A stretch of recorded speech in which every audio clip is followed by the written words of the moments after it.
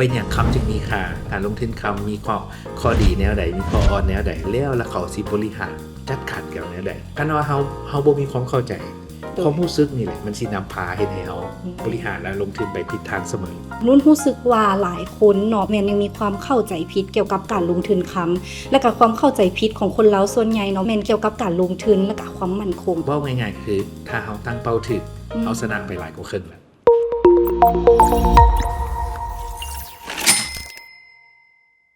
สวัสดีทุกๆคนมื้อนี้เนาะมาพบกันกับนุ่นธิดาจันทร์วิศรีสมบัติเด้อกับรายการถามคำตอบคำซึ่งวันนี้เนาะก็จะเป็น EP ทำอิฐของเฮาที่ว่าจะมาให้ความรู้เกี่ยวกับเรื่องคำแต่ก่อนที่เฮาจะลงลึกถึงดีเทลเกี่ยวกับการให้ความรู้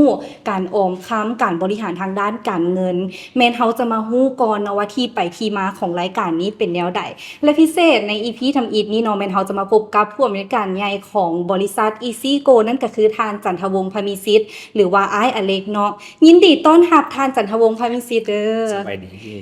น้องขออนุญาตฮ้องเป็นอ้ายอเล็กซะเนาะเจ้ายินดี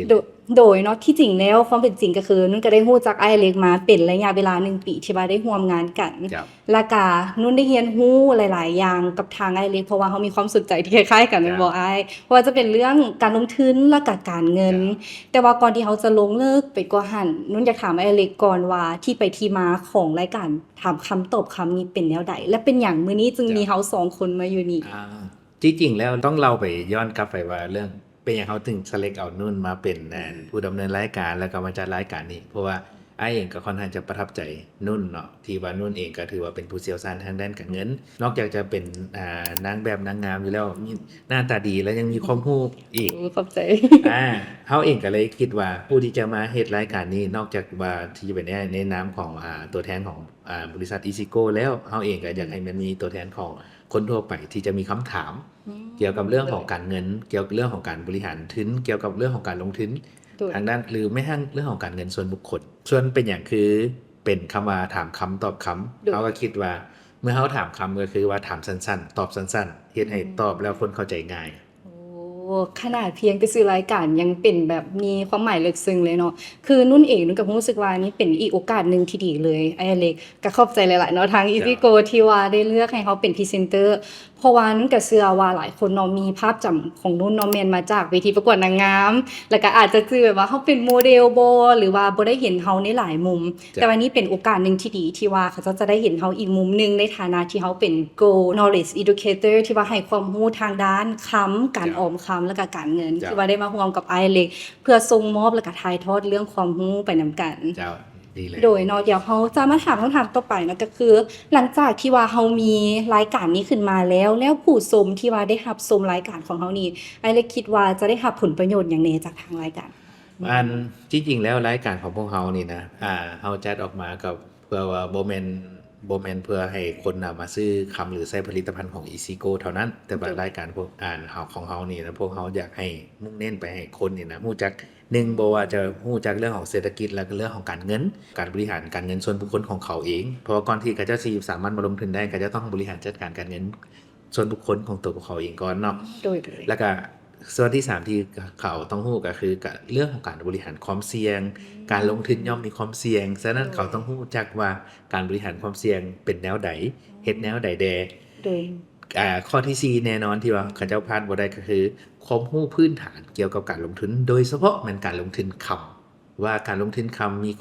ข้อดีแนวใดมีข้ออ่อนแนวใดแล้วเขาสิบริหารจัดการแก้วแนวใด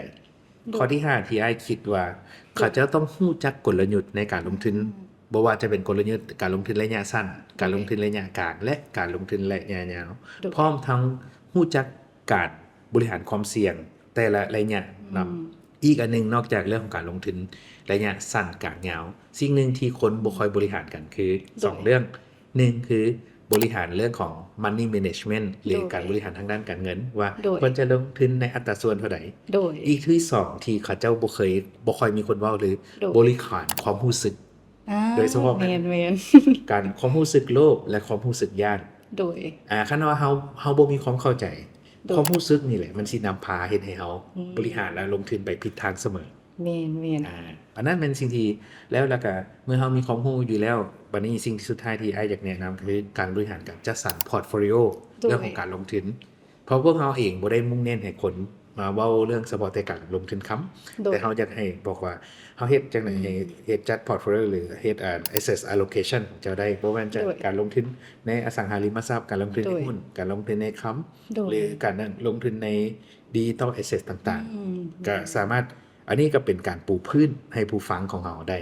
โดยแม่นเพราะว่าที่ผ่านมาเนาะหลายคนที่มาถามนุ่น เห็นว่าสังเกตแม่นหลายคนก็ยังมีความย้านแล้วก็บ่ค่อยเข้าใจเกี่ยวกับเรื่องการเงิน แล้วเขาเจ้าคิดว่าเรื่องการบริหารการเงินการลงทุนเป็นอีหยังที่มีแบบเข้าใจยาก จ้ะ แล้วก็เป็นเรื่องที่ไกลตัวนอกจากนี้นุ่นก็เชื่อว่าแน่นอนเนาะการลงทุนทุกอย่างล้วนแล้วแต่ว่ามีความเสี่ยง แต่นุ่นก็เชื่อว่ารายการนี้เนาะหลังจากที่ว่าเขาจบการสัมภาษณ์ไป หลายคนก็จะได้ความรู้แล้วก็เปลี่ยนความคิดทัศนคติของตัวเองหลายขึ้น เพราะว่าจะได้เริ่มต้นในการหันมาเรียนรู้ใหม่ว่าวิธีการบริหารความเสี่ยง การบริหารทางด้านการเงินการลงทุนเป็นแนวใดแล้วก็จะได้คำศัพท์หลายๆอย่างเนาะไปจากรายการของเฮาเนาะให้เลย อันอ้ายเองก็คิดว่าค่าใช้จ่ายเรื่องการเงิน โดย มันมาเริ่มต้นตั้งแต่เราเกิดจนแบบมื้อสุดท้ายของชีวิตเราเลยเด้ ถูกต้อง ฉะนั้นเราควรจะพูดเรื่องของการบริหารการเงิน โดยเฉพาะคนที่อยากประสบความสำเร็จในชีวิตและการเงิน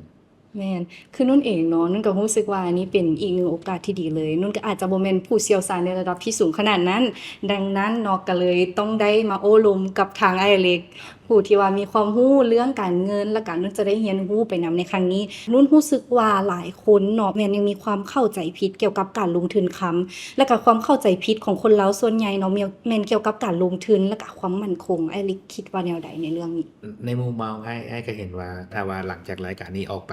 ก็จะเห็นให้คนปูพื้นจากศูนย์ไปหา สิ่งที่ว่าเขาจะควรจะหับหู้ได้แล้วก็มีความเข้าใจ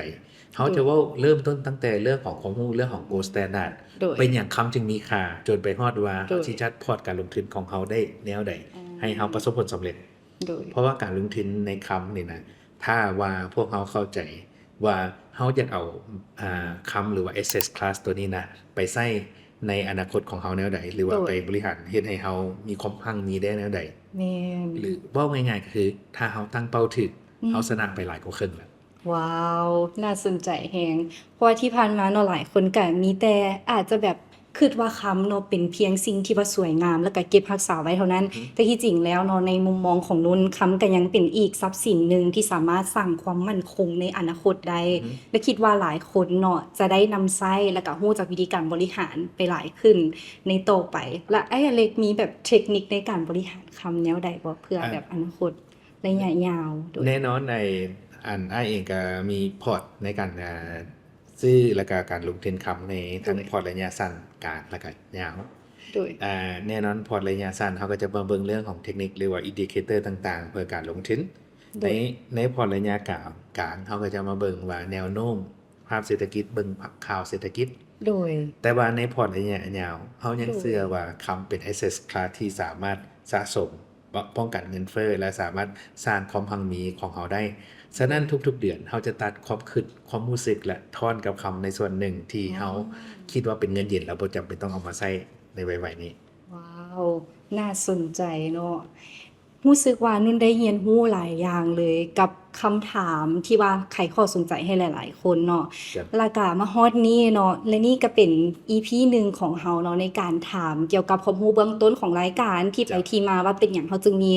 รายการถามคำตอบคำ ครับ และหวังว่าจะไขข้อสงสัยเนาะกับหมู่เพื่อนหลาย ๆ คนว่าเป็นหยัง